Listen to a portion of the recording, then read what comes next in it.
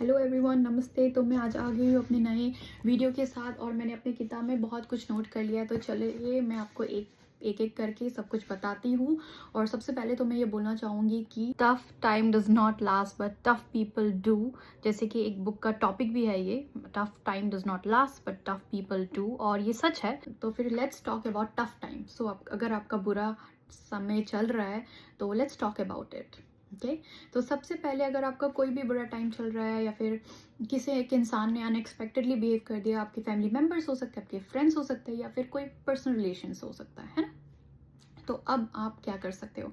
कोई भी सिचुएशन को मेरे हिसाब से आप 3 क्राइटेरिया में डिवाइड करके कोई एक क्राइटेरिया में फिट ज़रूर कर सकते हो। पहला जो सोच हमारे माइंड में आता है वो ये है कि मैंने तो कभी किसी के साथ बुरा नहीं किया, मेरे साथ इतना बुरा क्यों हो रहा है, या फिर मेरे साथ किसी ने इतना बुरा क्यों किया, मैंने तो किसी के साथ कुछ बुरा नहीं किया, है ना।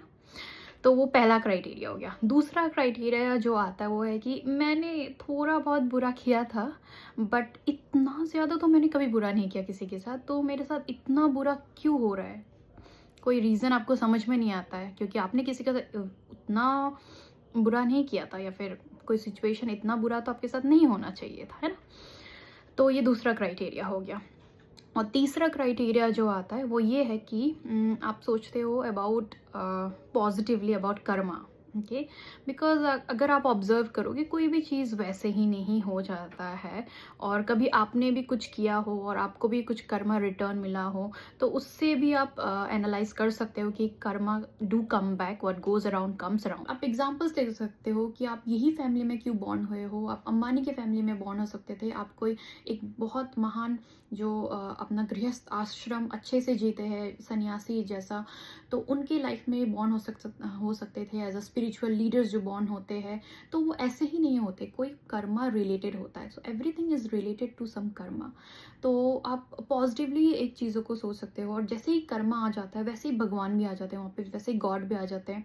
तो आप सब कुछ गॉड पे छोड़ दीजिए और पॉजिटिवली सोचिए एक सिचुएशन को लेके। ठीक है, अब उस सिचुएशन से आगे कैसे बढ़े, उभरे कैसे उस सिचुएशन से, और खुश कैसे रहे उस दौरान, और कैसे खुद को मोटिवेटेड करे कि आप नेक्स्ट स्टेप कैसे ले सकते हो, है ना। तो सबसे पहला तो वो है वेंट आउट। तो आप वेंट आउट कर सकते हो अपने कोई भी फ्रेंड को कॉल करके, या फिर आपके कोई फैमिली मेम्बर्स में कोई ऐसा फ्रेंड हो सकता है, बट मेक श्योर कि वो बहुत ही ट्रस्टेड फ्रेंड हो। आपका चाइल्डहुड कोई फ्रेंड हो सकता है। उन लोग के सामने आप अपना जो भी स्ट्रेस है, जो भी दुख है, वो आप शेयर कर सकते हो। उसके बाद ये है कि आप लिख सकते हो, किसी किसी को लिख के भी वेंट आउट करना अच्छा लगता है, तो आप लिख के सब कुछ अपना मन का बात आप लिख के आप आगे बढ़ सकते हो, है ना। फिर तीसरा ये है कि आप भगवान से वार्तालाप कीजिए, भगवान से बातें कीजिए, है ना। कभी कभी जवाब नहीं आता है ऐसे डायरेक्टली भगवान से, बट कोई ना कोई तरीके से भगवान जवाब दे सकते हैं। बिकॉज सबसे पहला बात जो आपको माइंड में सोचना चाहिए बुरा टाइम चलते वक्त, तो आप नहीं सुन सकते हो, भगवान सुन सकता है। आपको नहीं पता आगे क्या लिखा है, भगवान को पता है ना। बी स्ट्रॉन्ग और आप आगे बढ़िए लाइफ में। आप भगवान से बात कीजिए। आपको एक ऐसा जगह जा सकते हो जहाँ पे आपको जाके पीसफुल महसूस होता है। आप मंदिर जा सकते हो, आप मस्जिद जा सकते हो, आप चर्च जा सकते हो, और फिर वहाँ पे वेंट आउट कर सकते हो, है ना। उसके बाद जो दूसरा है स्टेप या जो आप ले सकते हो to face any difficult situation, वो है डिसिप्लिन। आप लाइफ में डिसिप्लिन मेंटेन कीजिए। आप अच्छे टाइम पे खाइए, टाइम पे सोइए, और अपना काम कीजिए, और बस डिसिप्लिन मेंटेन कीजिए लाइफ में। और हाँ, ये भी है कि डिसिप्लिन के साथ साथ आप कुछ एक नया एक्टिविटी सीख सकते हो, या फिर पुराने कोई आपका हॉबीज़ हो, इंटरेस्ट हो, आप उस पर टाइम दे सकते हो, और कुछ उसको आगे लेके जा सकते हो आप। अगर आपको ड्रॉ करके अच्छा लगता है, अगर आपको कुछ पेंटिंग बना के अच्छा लगता है, वो कीजिए। और प्लस आप उसके साथ वीडियो बना के या फिर फोटो बना के आप नेटवर्किंग कर सकते हो। आप कोई भी सोशल प्लेटफॉर्म में डाल सकते हो उसको, ताकि दोनों एक साथ हो जाए, डिसिप्लिन का डिसिप्लिन हो जाए और काम का काम हो जाए, है ना। चल गई तो अच्छी बात है ना। अगर आपका काम लोगों को पसंद आ गया, इट्स गुड, राइट। आप वो भी कर सकते हो। उसके बाद फिर आप क्या कर सकते हो, आप नंबर 3 वो है कि आप गिव सम टाइम। आप खुद को थोड़ा टाइम दे सकते हो। कोई भी सिचुएशन को ऐसे बोलना बहुत आसान है ना। बिकॉज अभी I am not facing any bad situation, मैं कोई ख़राब सिचुएशन से नहीं गुजर रही हूँ, मुझे ऐसा लग रहा है ना। बट दूसरा पर्सन गुजर सकता है, तो उसके एम्पैथी भी एक चीज़ होती है, आप उसके माइंड सेट को सोचने का कोशिश भी करना पड़ता है। सो मुझे पता है when someone goes through a bad situation, जब कोई ख़राब टाइम से गुज़र रहा होता है, टाइम लगता है। सो आप 1-2 दिन लीजिए, आप रोइए अच्छे से, है ना? बट उससे ज़्यादा आप मत लीजिए। आप यू नो खुद को आप कैसे भी करके थोड़ा मोटिवेटेड रखिए। At the end of the day आप अकेले ही आए थे इस संसार में, अकेले ही जाएँगे, है ना? तो इस वजह से आप थोड़ा टाइम लीजिए खुद के साथ, बट आप थोड़ा नेटवर्किंग भी स्टार्ट कीजिए, थोड़ा थोड़ा करके सोशल मीडिया में आप नेटवर्किंग स्टार्ट कर सकते हैं, या फिर आप आइसोलेशन में भी रह सकते हैं थोड़े दिन के लिए, ताकि रिजिलियंस भी एक चीज़ होता है, तो आप वो भी कर सकते हो। बट उसके बाद आप कोशिश कीजिए उससे उभरने की, और give yourself some time, और पॉजिटिवली सोचने का कोशिश कीजिए। उस टाइम जो आप टाइम ले रहे हो, उस टाइम पे आप पॉजिटिवली सोचने का कोशिश कीजिए। और पॉजिटिव आप कैसे सोच सकते हो, वो ये है कि आप खुद को रीज़न दीजिए कि मेरे साथ जो हुआ वो ओवरऑल मेरे गुड अच्छे के लिए हुआ। जैसे कि मैंने कहा था पहले भी कि भगवान सुन सकता है, भगवान देख सकता है ना? आपका जो भी है, जो भी हुआ तो अच्छे के लिए ही हुआ होगा, because God loves everyone, right? आपको भी भगवान प्यार करते हैं, तो अच्छे के लिए हुआ होगा। बस आप अपना कर्मा सही रहिए, आप जो करते हैं आप वो चीज़ सही कीजिए। आप दूसरे के वो कंट्रोल नहीं कर सकते, दूसरों के एक्शंस, आप खुद का एक्शंस आप सही रखिए।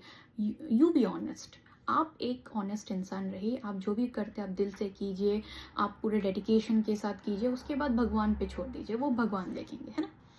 उसके बाद आ जाता है कि learn from your experiences and don't try to repeat your mistake. So आप कोई भी एक्सपीरियंस लेते हो, आप उससे सीखिए और कोशिश कीजिए कि आप वो गलती फिर कभी ना दोहराए, है ना?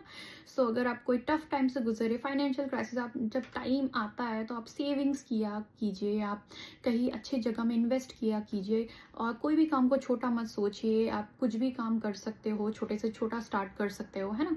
और उसके बाद आप नेटवर्क कर सकते हो, आप जॉब्स पे अप्लाई कर सकते हो। क्यों नहीं मिलेगी, कुछ ना कुछ तो जॉब मिल ही जाएगी, कुछ ना कुछ से गुजारा तो हो ही जाएगा। चलो अंबानी नहीं बनेंगे, लेकिन खाने पीने के लिए तो उतना तो वैसा जॉब तो मिल ही जाएगा ना। इतना कुछ चाहिए भी नहीं, थोड़ी दिन की ज़िंदगी है, उसके बाद तो फिर भगवान के पास ही जाना है ना। सो अगर पॉजिटिवली सोचे तो इतना आप ग्रीडी मत होइए। आप कुछ जॉब्स पे अप्लाई कर सकते हैं अगर आप बुरा टाइम पे चल रहे हैं। बस खुश रहिए। At the end of the day हम यहाँ पे थोड़े दिन के लिए है, थोड़ा थोड़ा खुशी से रहे। पैसे भी इंपॉर्टेंट होते हैं, बट इतना डिप्रेशन में भी मत जाइए, है ना? और अगर आपके साथ किसी ने बुरा किया है तो फिर तो आपको यही सोचना है कि अच्छा हुआ, बिकॉज भगवान सुन सकता है अगेन, है ना? तो फिर ये भी है। उसके बाद आप एक्सेप्ट कीजिए कि यू आर ह्यूमन। आप भी इंसान हैं, दूसरा पर्सन भी इंसान है, सब इंसान है हम लोग। गलती इंसान से ही होती है, भगवान गलती नहीं कर सकते हैं, है ना? तो इंसान से ही गलती होती है। अगर आपने भी कभी कुछ गलती की है, खुद को भी आप माफ़ कीजिए, और दूसरों को भी आप सोचिए कि इसको भी माफ़ किया जा सकता है, बिकॉज मैंने जब खुद की गलती माफ़ कर दी तो उनकी क्यों नहीं, है ना? Be human. उसके बाद है सब कुछ भगवान पे छोड़ दीजिए, because at the end of the day, जैसे कि गीता में लिखा है कि आप कर्म कीजिए लेकिन फल की चिंता मत कीजिए, है ना? फल आपको अच्छा मिले बुरा मिले, आप बस अच्छा कर्म कीजिए, दैट्स इट। ठीक है? और फिर ये भी लिखा हुआ है गीता में कि at the end of the day अगर आप कुछ अच्छा करते हो तो आपके साथ कभी बुरा नहीं होगा। सो आप उस चीज़ पे भरोसा रखिए, आज नहीं तो कल आपके साथ अच्छा ही होगा। ठीक है? So now take care, bye.